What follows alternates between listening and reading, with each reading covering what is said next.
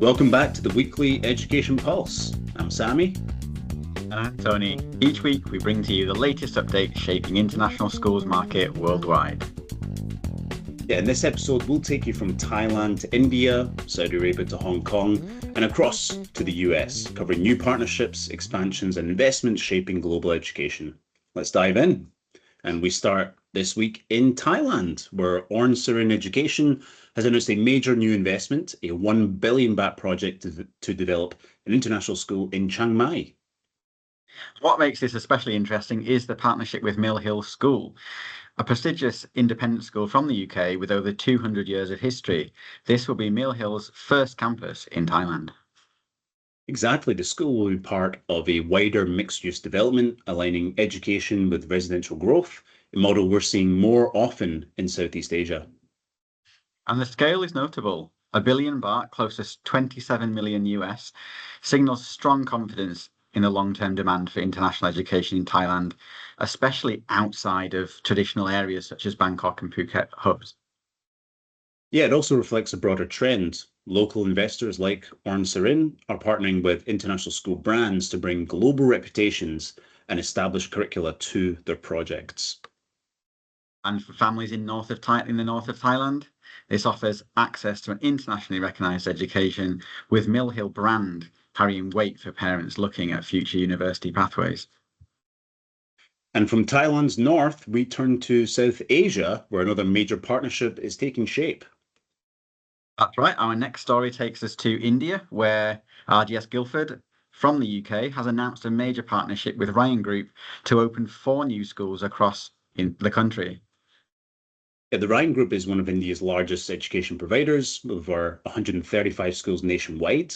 Teaming up with RGS Guildford brings a prestigious British independent school brand into the Indian market.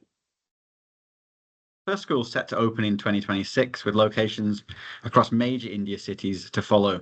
The partnership will combine RGS's academic reputation with Ryan's local expertise and network. What's interesting is how India is increasingly attracting these international collaborations. Families are looking for pathways that connect Indian schooling with global higher education, and brand partnerships like this tick that box. That's right. And as for RGS Guildford, it's another example of British schools exporting their name overseas through partnerships, not just standalone international campuses. We've seen this model grow rapidly over the last decade. With India's middle class expanding and the appetite for international curricula rising, it's no surprise we're seeing more announcements like this. The RGS Ryan partnership is a strong signal of confidence in India's long-term education market. From India's growing appetite for international collaborations, we move to the Middle East, where another famous British brand is expanding. That's where Malvern College has announced plans to open a new international school in Saudi Arabia. Malvern already operates a global family of schools with campuses in China, Egypt, Hong Kong, and Switzerland. Adding Saudi Arabia strengthens its presence in the Middle East, where demand for international education is growing rapidly. The new school will open in Riyadh and is expected to cater for students from early years right through to sixth form, following the British curriculum. I mean, makes sense. Saudi Arabia's Vision 2030 reforms are drawing more expatriates into the country, while also encouraging local families to pursue globally recognised education. And for Malvern, this is another step in expanding their historic brand into high-demand regions. For families in Riyadh, it means more choice at the premium end of the market, with access to the Malvern College name and network. And more broadly, it's a reminder of how the Saudi market continues to attract major international school brands, from British independents to large global operators. And while Saudi Arabia continues to attract these global operators, over in East Asia, one of Hong Kong's most established schools is also planning a big step forward. Next stop is Hong Kong, where Kellett School has signed a lease for a brand new campus in the Bay Hub in Kowloon Bay. Kellett is one of Hong Kong's most established British international schools, and this expansion reflects both their confidence in the market and the demand from families seeking high-quality education. The new campus is set to open in 2026, and will ease pressure on the existing Po Fu Lam campus and Kowloon Bay campuses. Yeah, what's notable here is the location. Kowloon Bay has been undergoing significant redevelopment, and positioning as a new international school in a commercial hub shows how schools are aligning with the urban renewal projects going on there. And it's also a statement of intent, despite concerns in recent years about expat departures, demographics, and demographic shifts. Kellett's expansion signals that demand for British-style education in Hong Kong remains strong. And for families, it means additional capacity at a trusted school brand. And for the market, it's a reminder that premium operators are continuing to invest for the long term. Hong Kong's expansion, we crossed the US, where our bilingual model is making its mark in a very competitive market. Yes, we're jumping over to the US, where the French American Academy has just opened a new bilingual high school in Jersey City, New Jersey. The Academy has been operating since 2007 with campuses in New Jersey, New Milford and Morris Plains.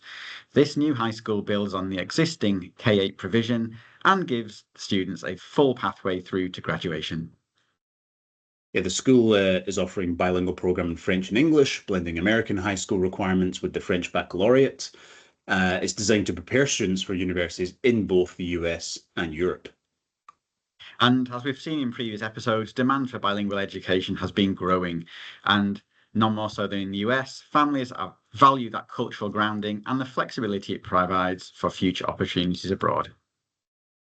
Yeah, and Jersey itself has a large international community, and this expansion reflects that demand. For the French American Academy, it's also a milestone extending their brand into high school for the first time.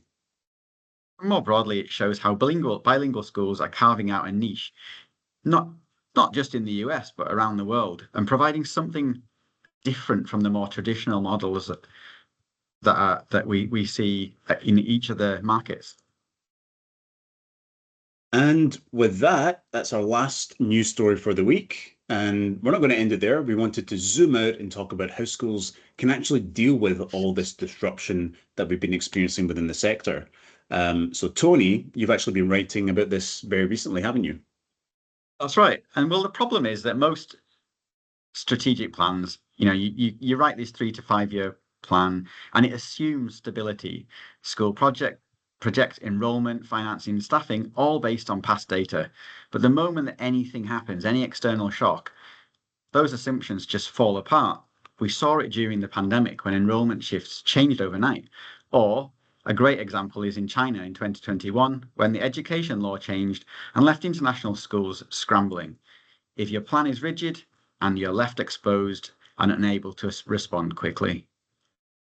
So, what's the alternative then? What I called the SAFE model. Always up for a good acronym. So the SAFE model of strategic planning, 4 principles that help schools to build resilience. The first, so the S there is strategic alignment, making sure that governance, leadership, daily operations are all pulling in the same direction. The A is adaptability, building flexibility into plans so that you can adjust as conditions change. The F is foresight, scanning the horizon for trends and disruptions that might shape the future. And E, engagement. This is involving governance, staff, leadership, families, students, so that decisions are stronger and more inclusive. Yeah, I like that SAFE acronym. It's simple, memorable, but what does it actually look like in practice? Well, there are a few tools that schools can use. Scenario planning is a good example. Instead of betting on one future, you build plans around multiple possible scenarios of different futures, potentially a growth strategy, a stability, and also one of contraction. That way, you're prepared and ready for each outcome. Adaptive cycles is another tool. Rather than setting a rigid 5-year plan, you review and refresh the strategy annually or even termly, depending on the external environment. Futures thinking is one which you're looking at mega trends like AI in education or demographic shifts so that you can anticipate and not just react. And agile planning, borrowing from the business world, working in smaller cycles, testing strategies, refining them continuously. Marketing teams, for instance, can do this all the time when they're testing out campaigns. Yeah, and schools can blend these, right? They don't just have to pick one option. Absolutely.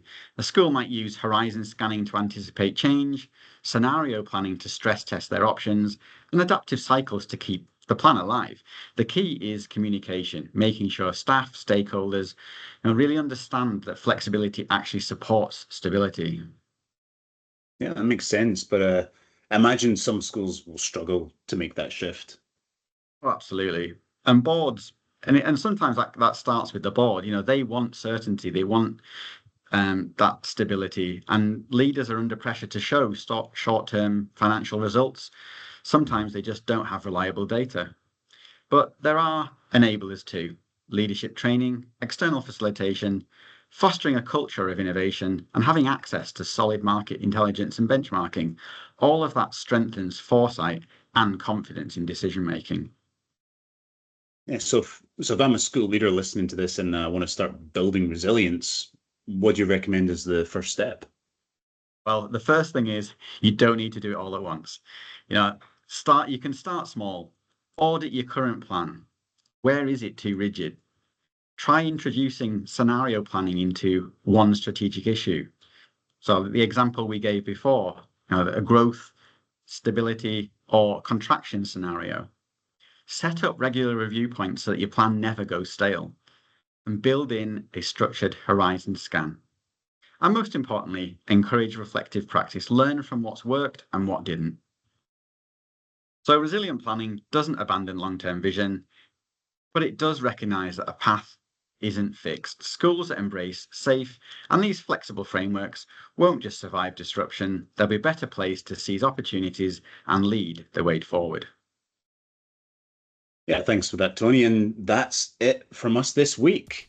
We hope the stories and discussion gave you fresh perspective on what's shaping international schools right now. And if you enjoyed this episode, make sure you subscribe so you don't miss the next one.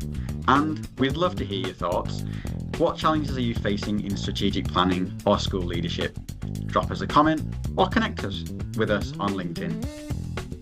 Yep, we'll be back next week with more news, insights, and of course, another segment like we've just gone through today. Until then, thanks for listening and take care. Bye.